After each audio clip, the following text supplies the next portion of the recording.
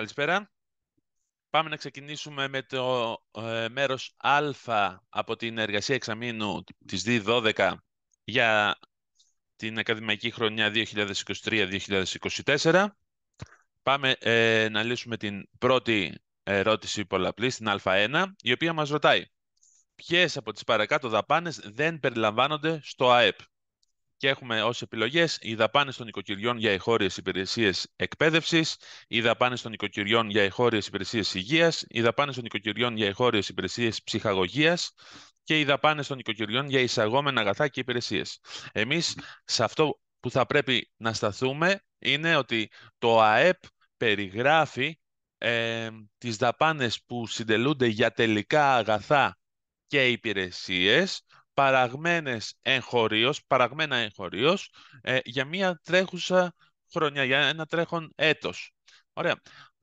Με βάση αυτόν τον ορισμό βλέπουμε οι απαντήσεις α, β και γ ακολουθούν τον ορισμό πιστά και με βάση αυτό καταλαβαίνουμε ότι θα πρέπει να τις αποκλείσουμε ως λαθασμένες και θα πρέπει να επιλέξουμε το Δέλτα, οι δαπάνες των οικοκυριών για εισαγόμενα αγαθά και υπηρεσίες. Αν αντιληφθούμε, για να αντιληφθούμε λίγο καλύτερα την ταυτότητα του ΑΕΠ και το τι περιλαμβάνει μέσα, θα δούμε ότι το ΑΕΠ ισούται με την ιδιωτική καταναλωτική δαπάνη C, συν την επενδυτική δαπάνη I, συν G, το G συμβολίζει τις δημόσιες δαπάνες, συν X μείον IM.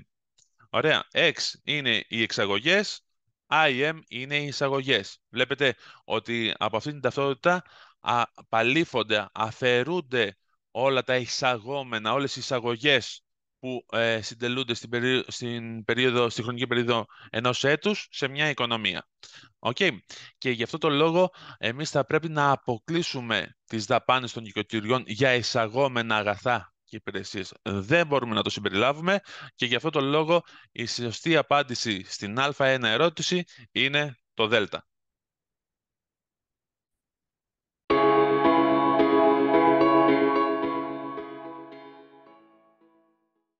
Συνεχίζουμε με την επίλυση του α μέρους από την εργασία εξαμήνου για την ΔΥ12 και συγκεκριμένα με την Α2.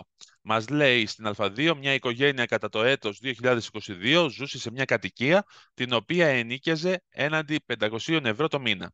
Από την 1η Ιανουαρίου το 2023 η οικογένεια αγόρασε την κατοικία στην οποία διέμεινε και άρχισε να τη χρησιμοποιεί για ιδιοκατοίκηση για όλη τη διάρκεια του 2023, εξοικονομώντας το ποσό των 500 ευρώ ανά μήνα, το οποίο θα πλήρωνε εάν συνέχιζε να ενοικιάζει την κατοικία. Λόγω των παραπάνω, το ονομαστικό ΑΕΠ της οικονομίας για το έτος 2023 θα αυξηθεί, θα μειωθεί, θα αυξηθεί κατά 6.000, θα μειωθεί κατά 500 ευρώ.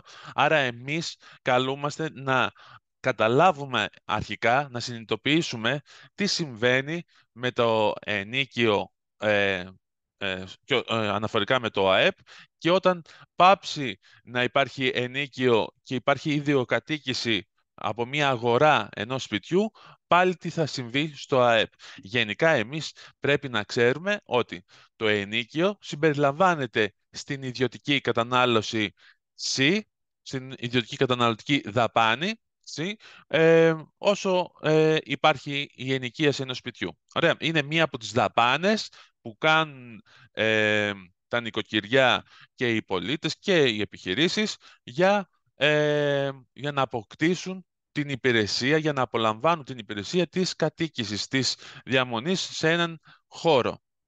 Okay. Προχωρώντας όμως παρακάτω, εκεί είναι το δύσκολο, εκεί είναι το περίεργο, το οποίο δεν αναφέρεται και πάρα πολύ στο βιβλίο μας, είναι το εξής, ότι αν μία οικογένεια αγοράσει ένα σπίτι και πάψει και φύγει από το ενίκιο, άρα δεν θα έχει να καταβάλει το ενίκιο μηνιαίως, το ΑΕΠ, το τυπικό ΑΕΠ, οι τυπικοί λογαριασμοί του ΑΕΠ θα φανούν ότι εξαφανίστηκε το αντίστοιχο ενίκιο από την αγορά. Δηλαδή όλες οι καταβολές του ενοικίου, πόσο ήταν αυτές για 12 μήνες επί 500 ευρώ, τα 6.000 λοιπόν θα τείνουν να αποκλειστούν από την ταυτότητα του ΑΕΠ. Αλλά το ΑΕΠ συμπεριλαμβάνει μέσα την τεκμαρτή αξία της ιδιοκατοίκησης.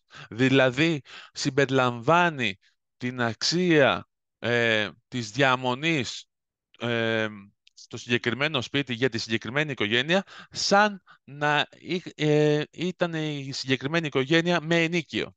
Άρα, στην ουσία, στην πραγματικότητα, το ΑΕΠ δεν θα μεταβληθεί καθόλου. Εντάξει, είναι μία λεπτομέρεια, είναι μία πληροφορία η οποία κρύβεται στα ψηλά γράμματα του βιβλίου. Θα πρέπει να το προσέξετε. Η σελίδα που αναφέρεται είναι η σελίδα 584 στο βιβλίο των Krugman and Wells, και θα πρέπει να προσέξετε το εξής, ότι ναι μεν οι τυπικοί λογαριασμοί, οι λογαριασμοί που υπάρχουν μέσα στο ΑΕΠ, όπως έχουμε δει, το C συν I συν G συν X μείον IM, θα αποκλείσουν, δεν θα περιγράφουν, δεν θα έχουν κάποιο επιχείρημα για να καταγράψουν αυτά τα 6.000 πλέον, εφόσον η οικογένεια εγκατέλειψε το ενοίκιο, αγόρασε το σπίτι και κάνει ιδιοκατοίκηση. Okay. Αλλά οι επιστήμονες, οι στατιστικολόγοι, οι στατιστικοί που καταγράφουν το ΑΕΠ, αυτό θα το συμπεριλάβουν. Οπότε θα συμπεριλάβουν την τεκμαρτή αξία της ιδιοκατοίκησης. Δηλαδή την αξία της υπηρεσίας του να διαμένω σε ένα σπίτι σαν να πλήρωνα ενίκιο. Δηλαδή κοστολογούν, αξιολογούν ότι αυτή η αξία, αυτή η υπηρεσία αξίζει 6.000 το χρόνο. Οπότε θα τη συμπεριλάβουν μέσα στο ΑΕΠ.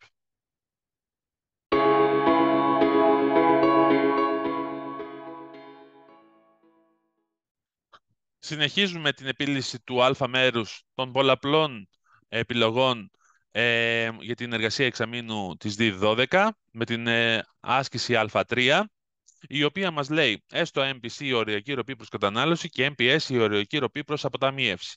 Η κλίση Β της συνάρτησης κατανάλωσης C ίσον α CΒ ψD ισούται με, και η απάντηση είναι το Δ με MPC.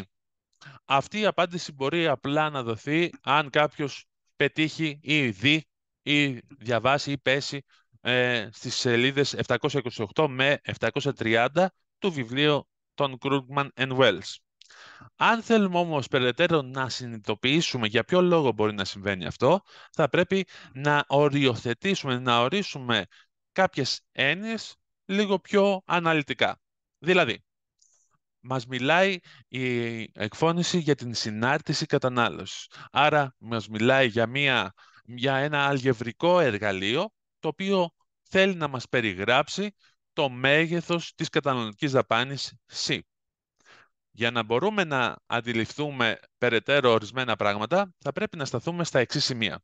Καταρχάς, θα πρέπει να διακρίνουμε τη διαφορά του ψ, του συνολικού εισοδήματος, με το ψ D. Είτε βάζουμε το D ως δείκτη, είτε ως δύναμη στο ψ, είναι και οι δύο τρόποι σωστοί.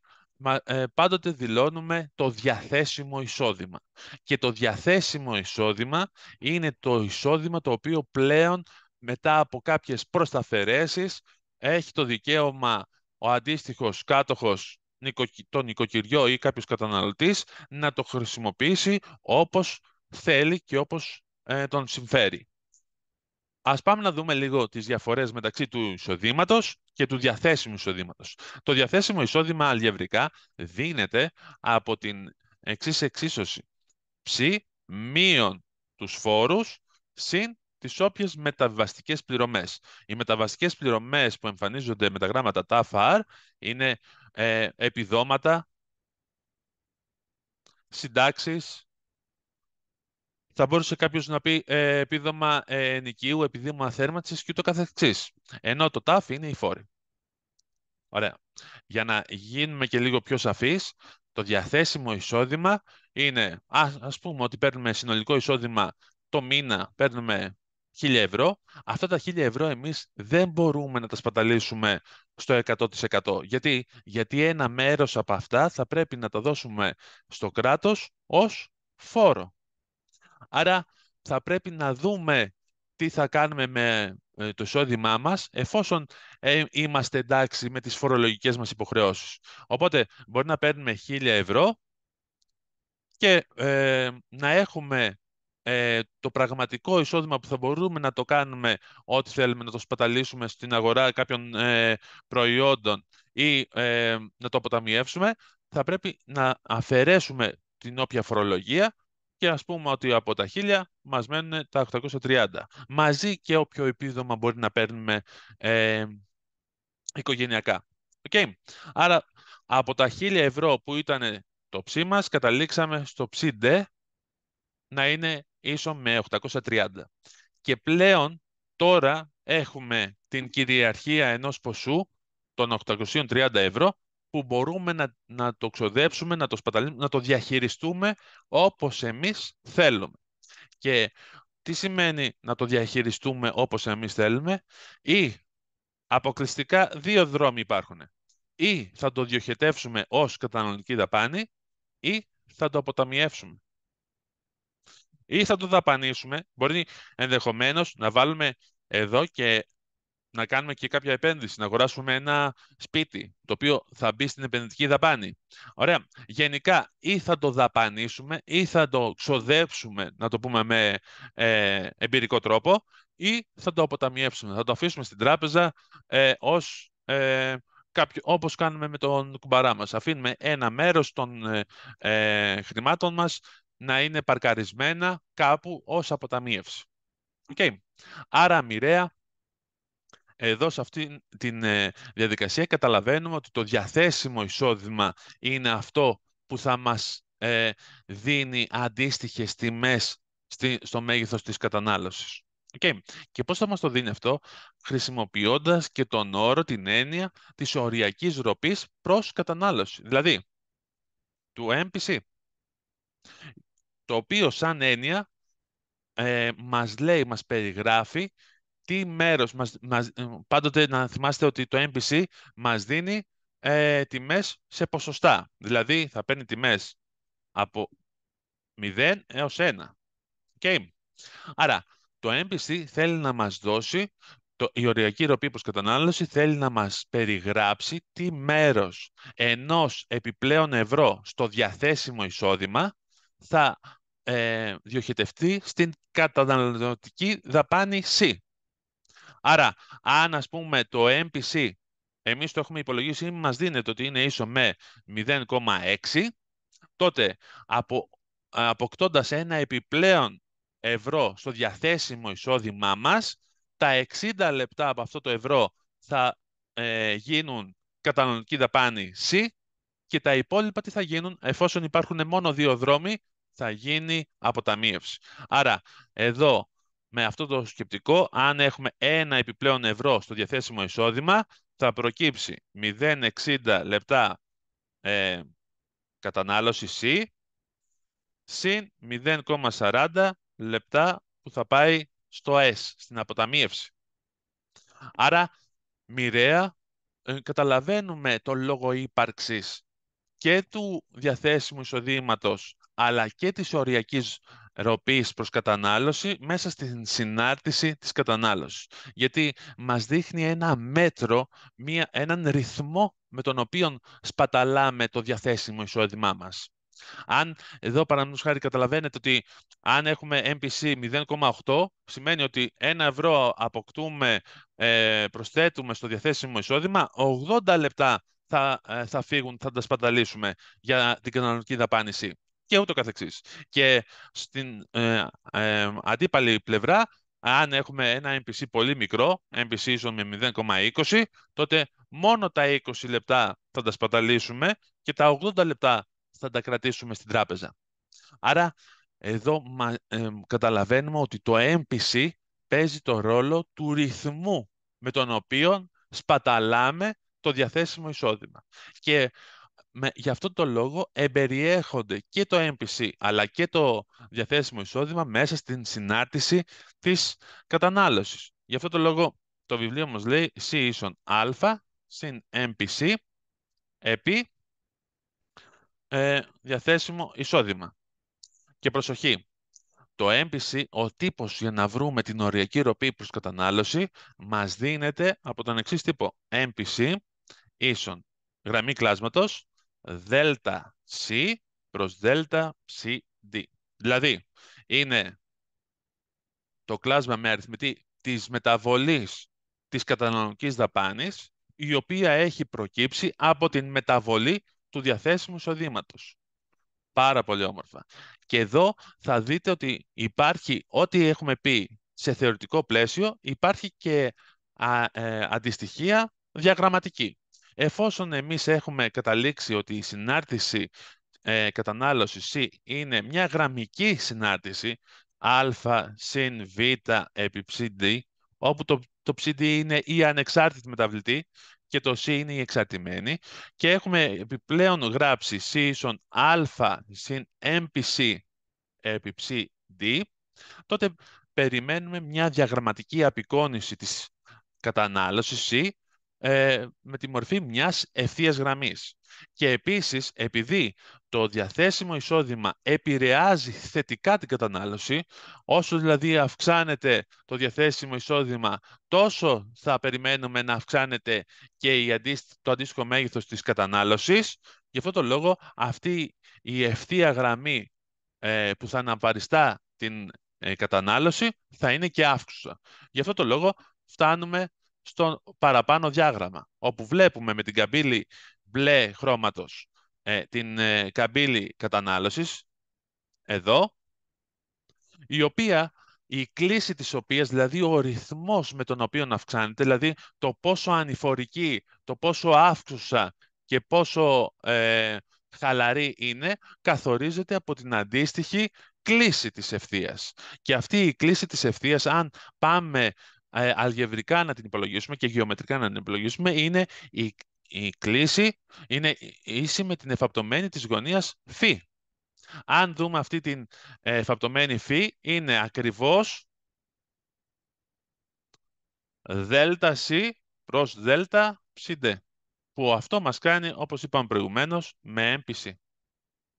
Άρα, για αυτό το λόγο και το MPC και το CD είναι στοιχεία της συνάρτησης κατανάλωσης, και γι' αυτό το λόγο το MPC παίζει το ρόλο του συντελεστή της ανεξάρτητης μεταβλητής ψ και εμφανίζεται με το συγκεκριμένο τρόπο μέσα στην εξίσωση.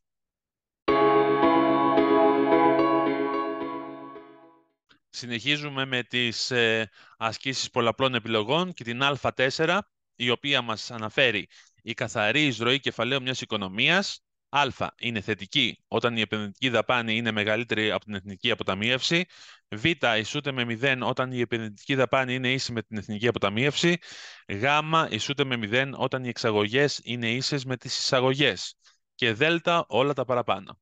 Πάμε να δούμε λιγάκι, να μιλήσουμε για την καθαρή εισρωή κεφαλαίου. Η καθαρή εισρωή κεφαλαίου συμβολίζεται με τα γράμματα NCI, και το NCI ισούται αλγευρικά με τις εισαγωγές μείον τις εξαγωγές. Άρα, χρησιμοποιώντας αυτόν τον τύπο, μπορούμε άμεσα να διαπιστώσουμε ότι η διατύπωση της απάντησης Γ είναι ορθή. Για πάμε να δούμε. Τι μας λέει η Γ?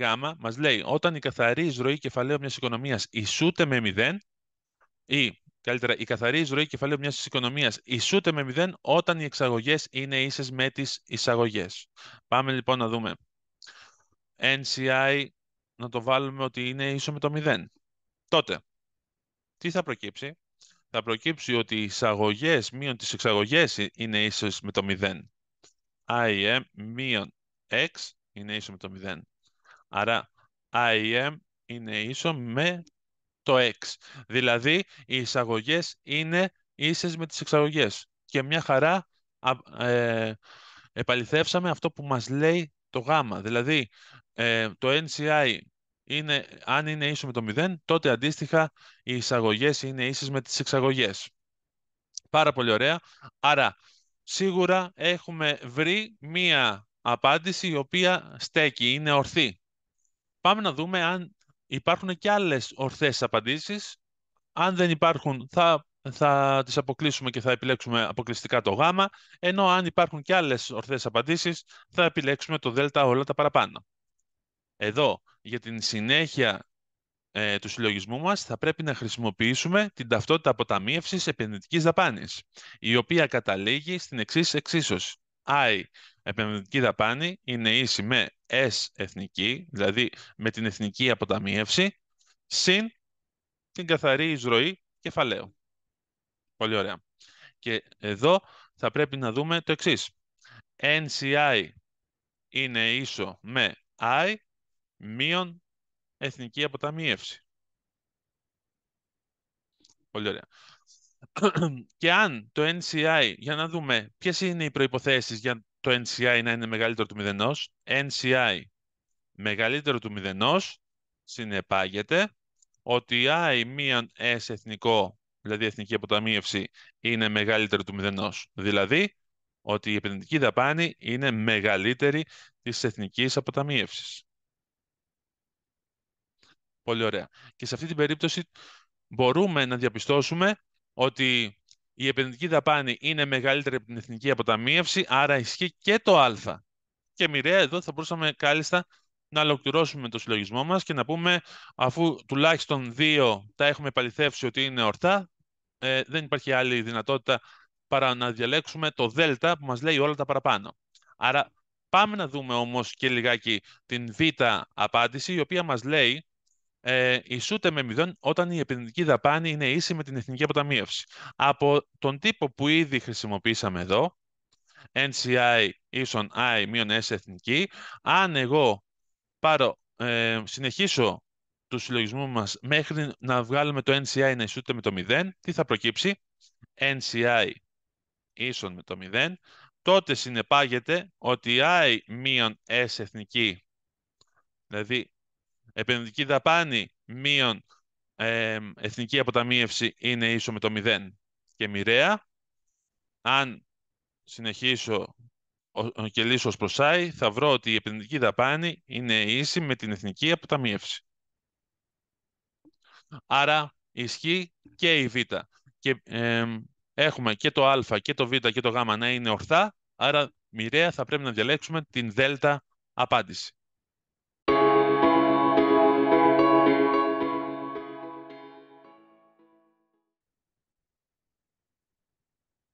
Συνεχίζουμε. Είμαστε στην ερώτηση Α5, η οποία μας λέει το εξής. Στο ΑΕΠ συμπεριλαμβάνεται η πώληση μιας μεταχειρισμένης φωτογραφικής μηχανής. Β, η αμοιβή ενός οδοντιάτρου για τον καθαρισμό δοντιών. Γ, η πώληση ενός παλαιού σπιτιού. Και Δ, όλα τα παραπάνω. Εμείς εδώ δεν έχουμε παρά να σχολιάσουμε το εξής. Στο ΑΕΠ δεν θα πρέπει να διπλογράφονται, να διπλοκαταγράφονται, να καταγράφονται παραπάνω από μία φορά η αξία των τελικών αγαθών και υπηρεσιών που έχουν παραχθεί εχωρίως σε μια οικονομία για μια συγκεκριμένη περίοδο. Άρα, οτιδήποτε είναι μεταχειρισμένο, το έχουμε ήδη καταγράψει όταν ήταν η πρώτη φορά που ήταν από πρώτο χέρι που λέμε, ότι το πήραμε πρώτη φορά από το κατάστημα. Ήδη το έχουμε καταγράψει στο ΑΕΠ. Δεν μπορούμε συνεχώς να το καταγράφουμε αυτό με τις ακόλουθες αγροπολισίες ως μεταχειρισμένο. Άρα για αυτό το λόγο οτιδήποτε είναι χρησιμοποιημένο και ήδη έχει πωληθεί μια φορά και πωλείται και δεύτερη και τρίτη και τετάρτη και ούτω καθεξής, θα πρέπει να αποκλείεται από το ΑΕΠ. Γι' αυτό το λόγο η πώληση μιας μεταχειρισμένης φωτογραφικής μηχανής θα πρέπει να αποκλειστεί, γιατί είναι μεταχειρισμένη. Καταγράφτηκε στο ΑΕΠ όταν η φωτογραφική μηχανή αυτή πρωτοαγοράστηκε από τον πρώτο καταναλωτή, από τον πρώτο νοικοκυριό. Επίσης, η πώληση ενός παλιού σπιτιού επίσης θα πρέπει να αποκλειστεί, γιατί καταγράφτηκε στο ΑΕΠ μέσα στην επενδυτική δαπάνη, στο ΆΗ, γιατί οι αγορές σπιτιού και οι αγορές κατοικιών γενικά εμπίπτουν στην επενδυτική δαπάνη. Οπότε καταγράφηκε μία φορά όταν το σπίτι αυτό ήταν νέο, την πρώτη φορά που αγοράστηκε, και δεν μπορούμε να το ξανακαταγράψουμε στην ταυτότητα του ΑΕΠ. Γι' αυτό το λόγο, μοιραία απαντάμε το Β, η οποία μας λέει η αμοιβή ενός οδοντιάτρου για τον καθαρισμό δοντιών. Μας μιλάει για μία υπηρεσία, τελική υπηρεσία. Μετά δεν έχουμε να κάνουμε κάτι άλλο, να την επεξεργαστούμε και να δημιουργήσουμε ένα άλλο προϊόν, μια άλλη υπηρεσία. Είναι μια τελική υπηρεσία που έχει παραχθεί εγχωρίως. Φανταζόμαστε ότι μιλάμε για εγχώρια υπηρεσία, δεν μιλάμε για κάποιον οδοντίατρο που είναι εκτός χώρας. Δεν συνηθίζεται να ταξιδεύουμε για να φτιάχνουμε τα δόντια μας αλλού, άλλο που μπορεί να τα έχουμε καταγεγραμμένο και σαν περιστατικά σε κάποιες περιπτώσεις. Άρα, μοιραία, εμείς θα θεωρήσουμε ότι η αμοιβή ενός οδοντιάτρου για τον καθαρισμό δοντιών συμπεριλαμβάνεται στο ΑΕΠ και η σωστή απάντηση είναι το Β.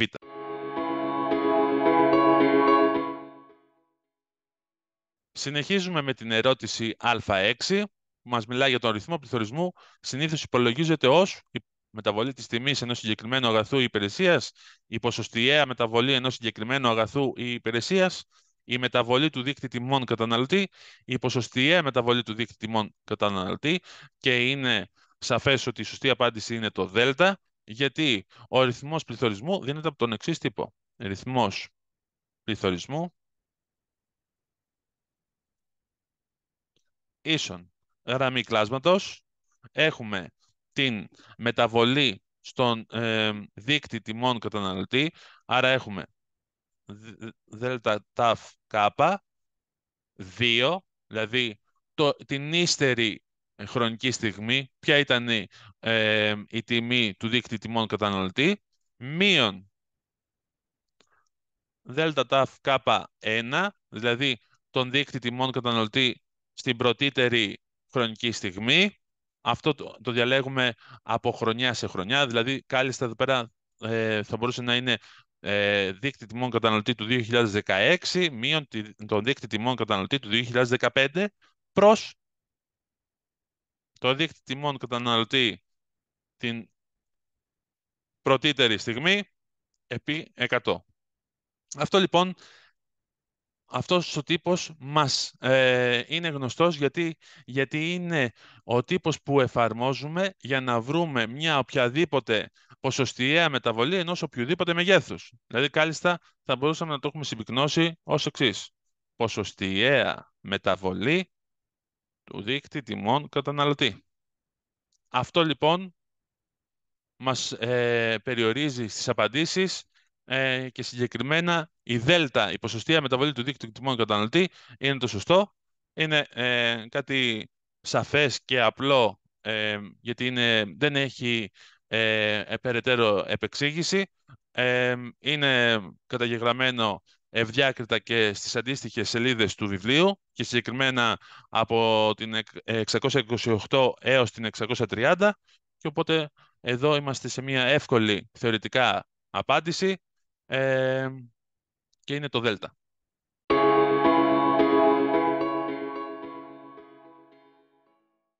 Είμαστε στην ερώτηση Α7, η οποία μας λέει: σε μια κλειστή οικονομία με δημόσιο τομέα, η εθνική αποταμίευση είναι ίση με το εθνικό εισόδημα μείον τους φόρους και την ιδιωτική κατανάλωση, το εθνικό εισόδημα μείον την ιδιωτική κατανάλωση και τις δημόσιες δαπάνες, το εθνικό εισόδημα μείον την ιδιωτική κατανάλωση, δέλτα τους φόρους μείον τις δημόσιες δαπάνες. Σε αυτή την περίπτωση, εμείς τι θα χρησιμοποιήσουμε? Θα χρησιμοποιήσουμε αυτό που είπαμε και σε προηγούμενες ερωτήσεις, ότι όταν μιλάμε για εισόδημα, το εισόδημα στη μακροοικονομική θεωρείται ότι μπορεί να διοχετευτεί αποκλειστικά και μόνο με δύο διεξόδους. Είτε να γίνει καταναλωτική δαπάνη, είτε να γίνει αποταμίευση. Άρα, το εισόδημα το εθνικό εισόδημα ή το συνολικό εισόδημα που εμείς γνωρίζουμε ότι είναι το ΑΕΠ, ωραία, θα μπορούσαμε να το γράψουμε ότι το ΑΕΠ ισούται με το ύψος της καταναλωτικής δαπάνης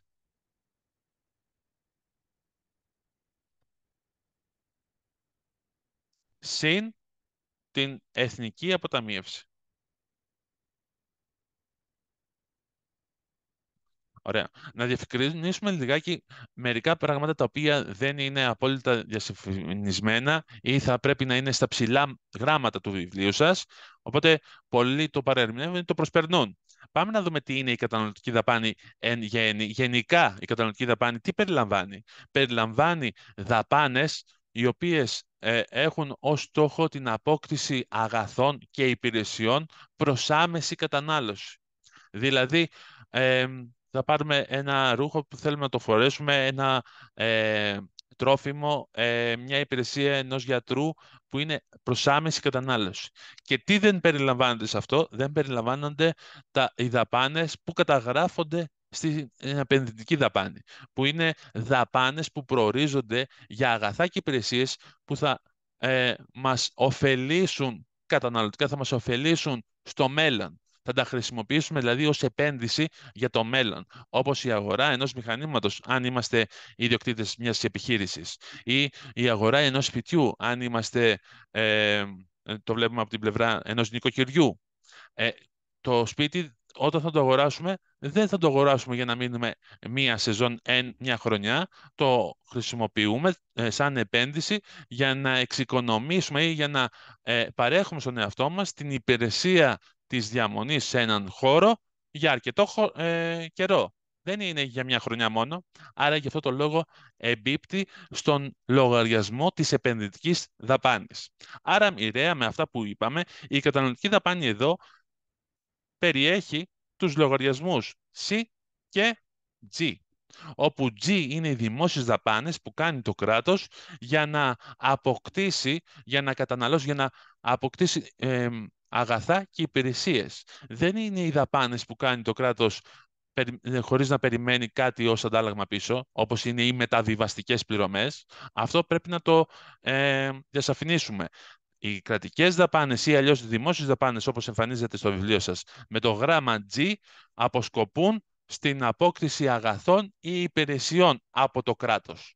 Καταναλώνει το κράτος κάποια χρηματικά ποσά για να αποκτήσει είτε εξοπλισμό για κάποιο σχολείο, δημόσιο σχολείο, είτε τις υπηρεσίες των γιατρών ενός δημοσίου νοσοκομείου και ούτω καθεξής.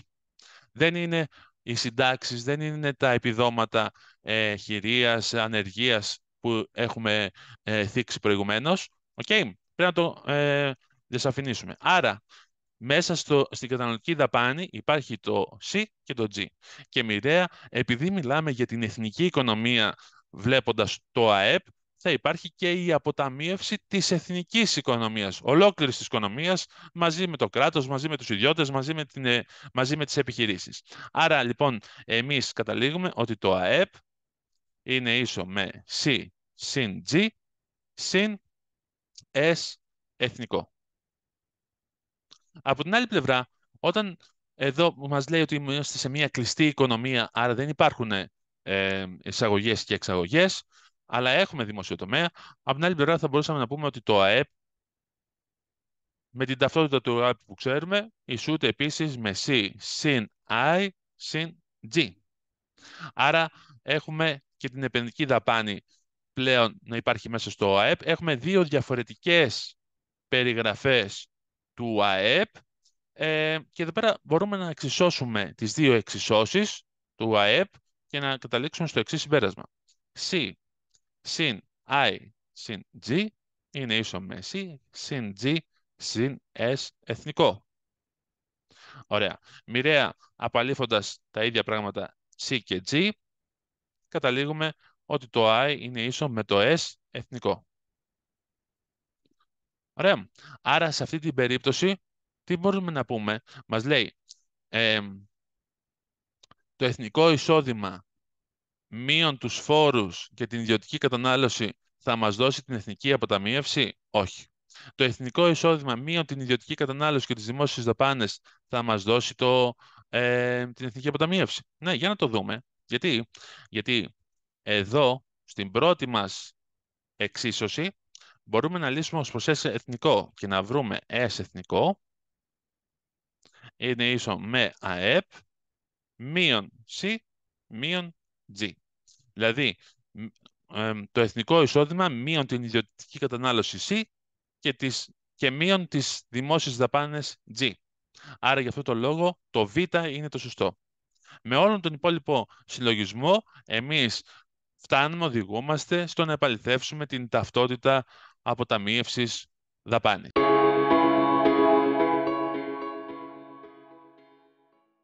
Συνεχίζουμε με την ερώτηση Α8. Ποιο από τα παρακάτω είναι λάθος? Το ακαθάριστο εγχώριο προϊόν, δηλαδή το ΑΕΠ μιας οικονομίας, μπορεί να μετρηθεί ως α, το άθροισμα κατανάλωσης ιδιωτών, επενδύσεων και συντάξεων, β, άθροισμα κατανάλωσης ιδιωτών, επενδύσεων, δημόσιων δαπανών και καθαρών εξαγωγών, γ, άθροισμα των αμοιβών των συντελεστών παραγωγής, δ, άθροισμα της αξίας της παραγωγής των τελικών αγαθών και υπηρεσιών. Ωραία. Για να είμαστε ξεκάθαροι πώς θα πρέπει να απαντήσουμε αυτή την ερώτηση, θα πρέπει να γνωρίζουμε το εξής, ότι το ΑΕΠ υπολογίζεται με τρεις διαφορετικούς τρόπους. Πρώτος τρόπος είναι η αξία των εγχώρια παραγμένων τελικών προϊόντων και υπηρεσιών που έχουν παραχθεί σε μια οικονομία για μια δεδομένη χρονική περίοδο, συνήθως ενός έτους. Αυτός είναι ο πρώτος τρόπος. Δεύτερος τρόπος είναι μέσω της άθροισης όλων των αμοιβών, όλων των παραγωγικών συντελεστών σε όλα τα στάδια, ακόμα και πριν το τελικό στάδιο, καταγράφοντας όλους τους συντελεστές παραγωγής και όλες τις αμοιβές των συντελεστών παραγωγής που έχουν εμπλακεί σε όλα τα στάδια παραγωγής ενός προϊόντος. Τρίτον, είναι μέσω της προστιθέμενης αξίας και της αξίας των τελικών αγαθών και υπηρεσιών στα διάφορα στάδια παραγωγής τους να βρούμε την αντίστοιχη προστιθέμενη αξία. Ωραία. Και πάμε να δούμε και κάποιο άλλο εργαλείο που έχουμε διαθέσιμο ως δεδομένο, την ταυτότητα του ΑΕΠ, που μας λέει ότι το ΑΕΠ ισούται με C, με την καταναλωτική δαπάνη C, συν I, που είναι η επενδυτική δαπάνη, συν τις δημόσιες δαπάνες G, συν X μείον IM. Ωραία. Θα μπορούσαμε να πούμε ότι το X μείον IM ταυτόχρονα μας περιγράφει τις καθαρές εξαγωγές. Καθαρές εξαγωγές. Για ποιο λόγο?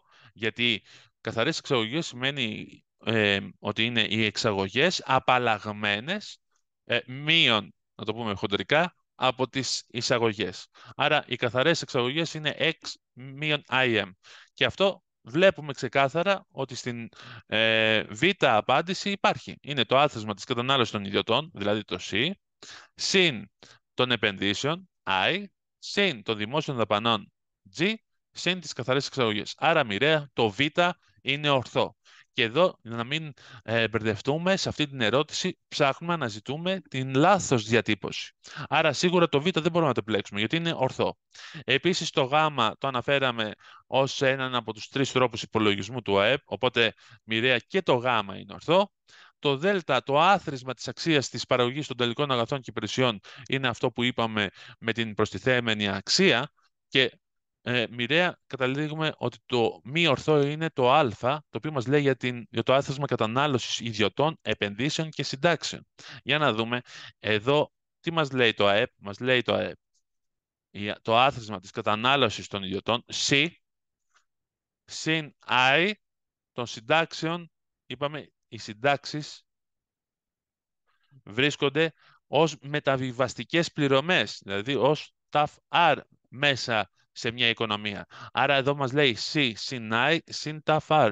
Δεν ισχύει αυτό το πράγμα, γιατί εμείς έχουμε πει ότι αποκλειστικά μέσα στο ΑΕΠ περιλαμβάνονται οι δημόσιες δαπάνες G, οι οποίες αφορούν δαπάνες του κράτους, του δημόσιου τομέα, για την απόκριση αγαθών και υπηρεσιών αποκλειστικά. Δηλαδή, για να εξοπλίσουμε ένα νοσοκομείο, για να πάρουμε τις υπηρεσίες κάποιων εκπαιδευτών, κάποιων καθηγητών και το καθεξής σε ένα δημόσιο πανεπιστήμιο και ούτω καθεξής. Άρα, μοιραία δεν μπορούν να μπουν οι συντάξεις μέσα στο ΑΕΠ, γιατί οι συντάξεις είναι δαπάνες που κάνει το κράτος, χωρίς να περιμένει ως αντάλλαγμα πίσω ένα αγαθό ή μία υπηρεσία. Άρα μοιραία το α είναι λάθος, η διατύπωσή του είναι λάθος και γι' αυτό την επιλέγουμε στην απάντηση της ερώτησης α8 που αναζητά το λάθος. Okay. Άρα για το α8 η απάντησή μας θα πρέπει να είναι το α.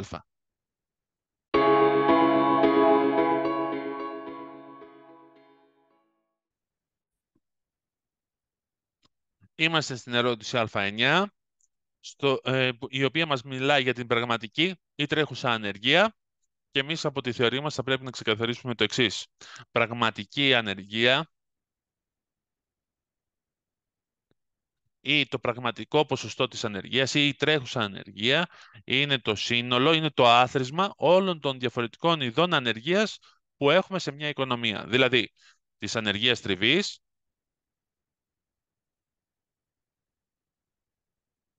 συν της ανεργίας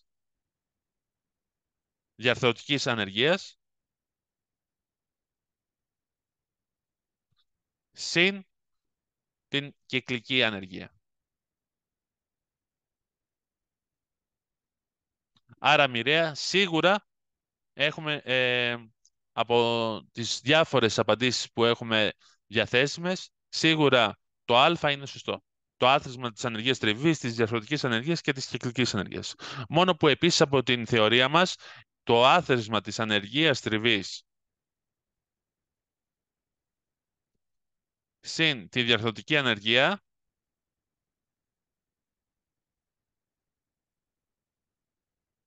ισούται με το φυσικό ποσοστό ανεργίας ή την φυσική ανεργία. Άρα θα μπορούσαμε πιο μαζεμένα να πούμε ότι η πραγματική ανεργία είναι ίση με το φυσικό ποσοστό, με τη φυσική ανεργία συν την κυκλική. Που αυτή τη διατύπωση μας την περιγράφει η ερώτηση Β, άρα θα πρέπει να πούμε ότι και το Β είναι ορθό, είναι σωστό, στέκει. Μοιραία θα επιλέξουμε την απάντηση Δ που μας λέει το Α και το Β είναι σωστό. Πολύ εύκολα, πολύ απλά και συνεχίζουμε για την επόμενη ερώτηση.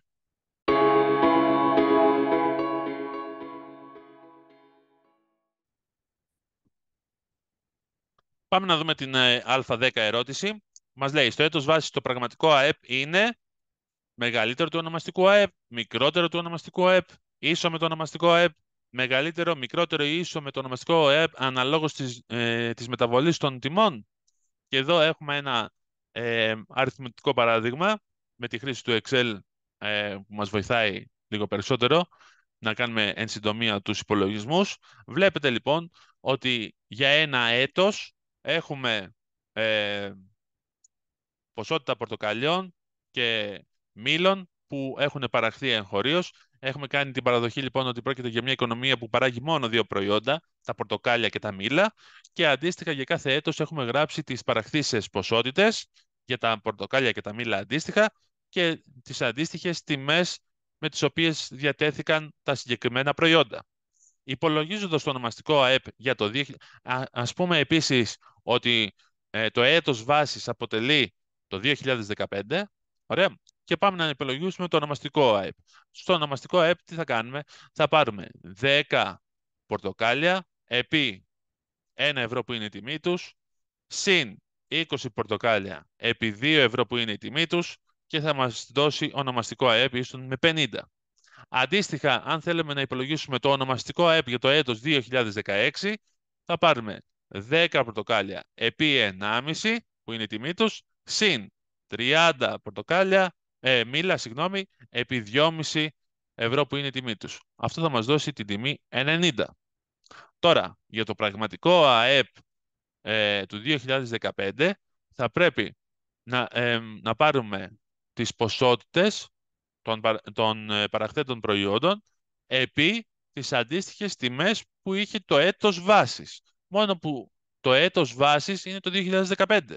Άρα μοιραία εδώ θα έχουμε 10 επί 1 συν 20 επί 2. Άρα βλέπετε, το πραγματικό ΑΕΠ είναι ίσο με το ονομαστικό ΑΕΠ στο έτος βάσης που έχουμε θέσει το 2015. Αντίστοιχα, αν θέλουμε να υπολογίσουμε το πραγματικό ΑΕΠ για το 2016, θα πάρουμε 10 πορτοκάλια επί την τιμή του 1 ευρώ, όχι του 1,5, του 1 ευρώ, συν 30 μήλα επί την τιμή 2 ευρώ που ήταν το 2015 και θα πάρουμε το αποτέλεσμα 70. Άρα μοιραία έχουμε ξεκαθαρίσει ποιο είναι το σωστό και είναι το σωστό ότι στο έτος βάση το πραγματικό ΑΕΠ είναι ίσο με το ονομαστικό ΑΕΠ. Άρα εσείς όταν έχετε κάποιο προβληματισμό έχετε θεωρητικά φτάσει σε ένα τέλμα και δεν μπορείτε να βγάλετε κάποιο συμπέρασμα, κάποιο σαφές συμπέρασμα ή να αναπτύξετε περαιτέρω το συλλογισμό σας, σας προτείνω να χρησιμοποιείτε αριθμητικά παραδείγματα όσο πιο απλοϊκά γίνεται. Και βάζοντας διάφορα νουμεράκια, να μπορείτε να επαληθεύετε ή να μπορείτε να διαψεύδετε ορισμένες σκέψεις που διατηρείτε. Και μοιραία αφαιρώντας κάποιες από τις επιλογές που έχετε, θα φτάσετε στο σωστό. Άρα, όποτε έχουμε πρόβλημα, καλό είναι να χρησιμοποιούμε αριθμητικά παραδείγματα. Εδώ βλέπετε, είναι πάρα πολύ απλοϊκό το παράδειγμα. Απλοϊκές οι τιμές, εύκολοι υπολογισμοί και μοιραία γίνεται ευδιάκριτο ποιο είναι το σωστό και ποιο είναι το λάθος. Όταν το πραγματικό ΑΕΠ υπολογίζεται στο έτος βάσης, τότε θα είναι ίσο με το ονομαστικό ΑΕΠ. Εντάξει,